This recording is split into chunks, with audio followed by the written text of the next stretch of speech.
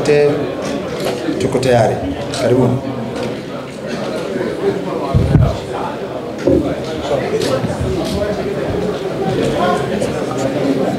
Mimi naitwa Mario Cheto, mhariri wa michezo TBC.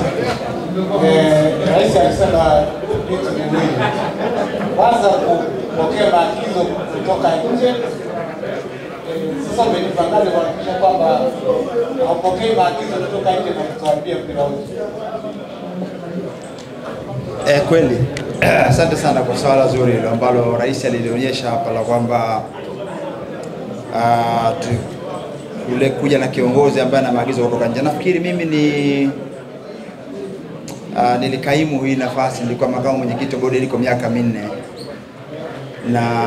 na uzoefu kidogo wa kiongoza bodi ya ligi. Kwa hiyo niko hapo kwa miaka 4 na hapa nikakaimu nafasi ya mwenyekiti kwa muda miezi 5 na huu wa 6.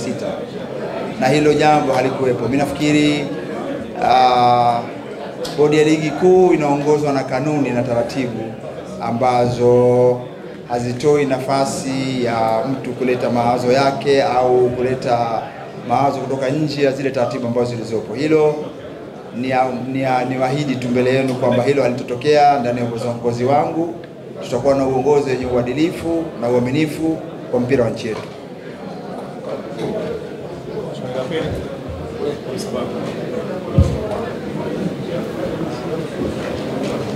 Mwenyekiti, kwanza nianze kwa kupongeza. Mimi naitwa Msabaha kutoka Wasafi Media.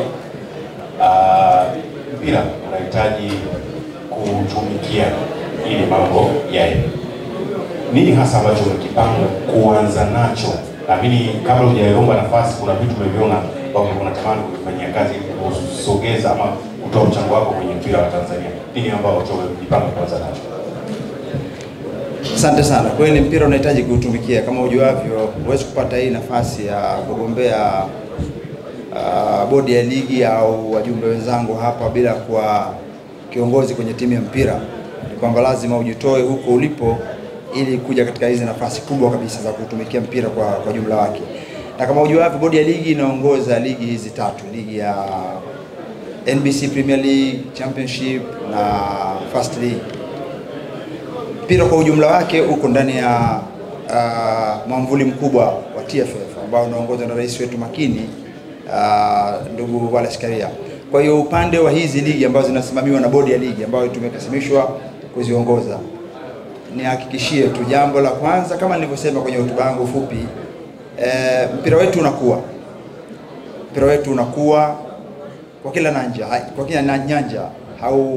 Sasa hakuna tena wanasema hakuna ambacho kinajificha. Sasa mpira wetu unahitaji kuboreka zaidi. Niseme moja ya jambo ambalo mimi na wenzangu hapa tutakuwa jambo la kwanza kulivalia njuga, kama nilivyosema awali, ni kuhakikisha kwanza haki inapatikana ndani ya uwanja kwa timu zetu. Nikisema hivyo na maana pana kabisa, kwa sababu ule ndo msingi wa kila jambo. Tukitaka sponsors, tukitaka kuwa ligi bora, tukitaka kuwa mbali zaidi, tukitaka kuwa na wachezaji bora, lazima jasho lake mtu aliyetoa uwanjani apate manufaa yake. Nikiwa na maana ya kwamba kidogo si sana kidogo, kama unavyojua mpira sasa ni teknolojia. Ili kupata haki kuna wanaosimamia ndani ya uwanja, wanasimamia haki, sheria 17, kila mtu apate haki yake. Lakini mpira ulioendelea duniani ni kwamba sasa ishaonekana uwezo wa binadamu umeanza kupitwa na hilo jambo. Sasa lakini kwetu bado hatujafika huko. Kwa hiyo tunategemea wale watu wetu ambao wanasimamia, tusimamia kwanza kwa mafunzo, kwa sababu wakipata mafunzo wakiwa na dhati ya kwamba wanataka kuendeleza mpira wetu, kwa sababu hilo jambo limewezekana. Ndani ya maamuzi ya haki tuna kijana mmoja ambaye sina haja ya kumtaja jina katika hao, ni ndo superstar wetu. Mechi ukimwona ameshika filimbi katikati, kila mtu anasema yes. Ukienda ukitazama, nakumbuka mwaka jana naangalia nusu finali ya club champion Africa, namuona alikuwa yuko pale Cairo kama fourth official. Ni kwamba kuonyesha kumbe tunaweza. Sasa ule ndo msingi wa mpira wenyewe.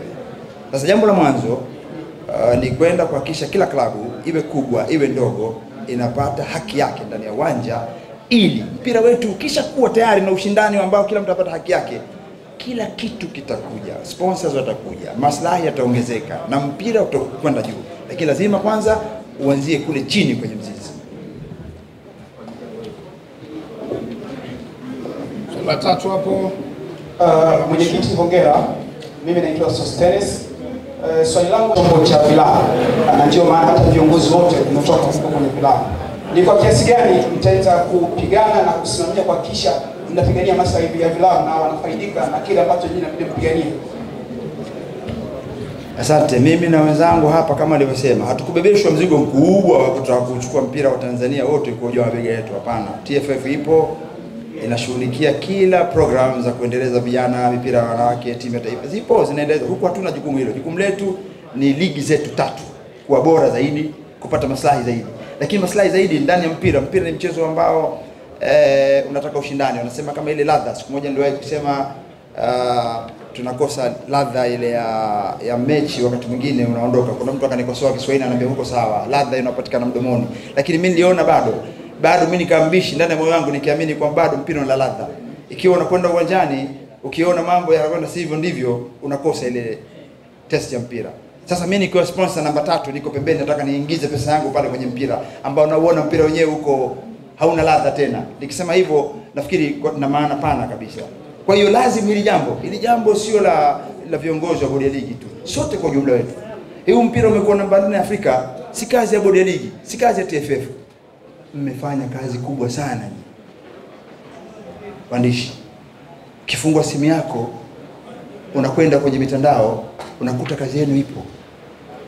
Ukienda kwenye redio ukifungua asubuhi tunaanza, wengine tunakwenda kazini tunaanza, ikianza kufika saa 1 tu tunakuta kazi yenu ipo. Kumbe na nyinyi mna mchango mkubwa. Aidha wote kwa pamoja, watoto wangu wengine, wengi watoto wangu nyinyi, kutoka leo kila mtu achukue jukumu la kupigania mpira. Ni industry kubwa. Vijana nyote hapa mpo kwenye industry ya mpira. Mpira huu ungekuwa hujafika hapa ulipo, ina maana nyote hapa msiko katika hii industry. Lakini tunaongeza watu wengine wanakuja, wengine wako nyuma yetu. Kumbe tuna nafasi ya kutengeneza kitu kikubwa zaidi katika mpira. Lakini tunapoona jambo si kwa ushabiki. Unajua nasi tuna ushabiki mwingi kwenye mpira wetu, of course. Si jambo baya. Japo wakati mwingine tunatumia vibaya, lakini si jambo baya. Ushabiki ndio mpira wenyewe. Hatuzuii, hatusemi kwamba kuna klabu zina favor zaidi, hapana. Hatusemi kwamba labda watu kuna miemuko zaidi kwa zile klabu nyingine, hapana. Hatusemi hivyo. Mpira kwa ujumla wake mna nafasi kubwa ya kujenga mpira wetu, kutoa hapo ulipo kufikisha huko. Sisi kama viongozi tukiondoka hapa, atakayefungua simu yake ni kwenda kuangalia tu nini kimetokea basi. Atakayekwenda kukipeleka huko nini kimetokea, nini kimefanyika, ni nyinyi. Mna nafasi kubwa sana ya kuinua mpira wa nchi yetu. Mnapoona jambo haliko sawa, inapaswa tudikemee wote, kwa sababu nyinyi mna sauti kubwa sana kusema. Sisi viongozi utanioje mara moja tu. Wewe una kazi yako ya kuweza kuyabaisha Tanzania nzima. Ndio maana nikarudi pale. Kwanza turudi kwenye msingi, tuhakikishe wote kwa pamoja haki inapatikana ndani ya uwanja. Tukipatikana haki ndani ya uwanja, sponsors atavutika. Hakuna mtu ambaye anakuja mahala ambapo hapana haki, atakimbia tu. Kwa hiyo sote kwa umoja wetu, watoto wangu naombeni na tupambane kuhakikisha mpira wetu unasonga mbele. Mmefanya kazi kubwa, hongereni, lakini bado sio kwamba ndio tumefika mwisho, bado na nafasi ndefu zaidi ya kusogeza mpira wetu ufike mbali zaidi. Asante sana mwenyekiti, kwa sababu umetusifia sana. Basi turuhusu tuulize swali moja la bonus. Bila shaka mtuendelea. Endelea. Karibu sana. Naitwa Charles Abel, natokea Mwananchi Communication.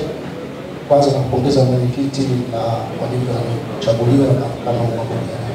Asante sana. Naomba nafasi swali moja, ikawa nitamani kuuliza maswali mawili. Kwa nidhaha kama utaniruhusu, naomba maswali. Abel, kutokana na wazee hawa na pressure za uchaguzi tulivyo hapa, kila mmoja unamuona tu amekaa hapa, lakini ndani ya moyo wake tuko tangu jana tukihangaika. Nikombe mwanangu, swala moja, bado tupo. Ndio kwanza tuna safari ya miaka 4 ya kukutana pamoja kujenga mpira wetu. Tutaulizana, tutajibizana, lakini kwa leo nikuombe mwanangu tuulize swala moja. Asante. Changamoto kubwa ambayo inahubika mpira duniani kwa sasa hivi, sio Tanzania, duniani kwa ujumla, ni swala zima la ubashiri wa matokeo ya michezo. hasa mpira wa miguu kwa maana ya beti. Tanzania sio kisiwa, inawezekana pia ndani ya nchi yetu wapo wadau au labda wachezaji au labda makocha au labda marefari ambao pengine wanashiriki katika vitendo hivyo, au inawezekana wanania kushiriki katika ubashiri wa matokeo, kitu ambacho kina impact hasi katika maendeleo ya mpira na ligi yetu. Uongozi mpya wa bodi ya ligi chini hapo mwenyekiti, hili swala la beti mnajipanga vipi kukabiliana nalo, kwa sababu ni swala ambalo linakuja kwa kasi ili kulinda hadhi ya ligi yetu ya Tanzania? Asante. Kweli kabisa. Charles Abel umesema jambo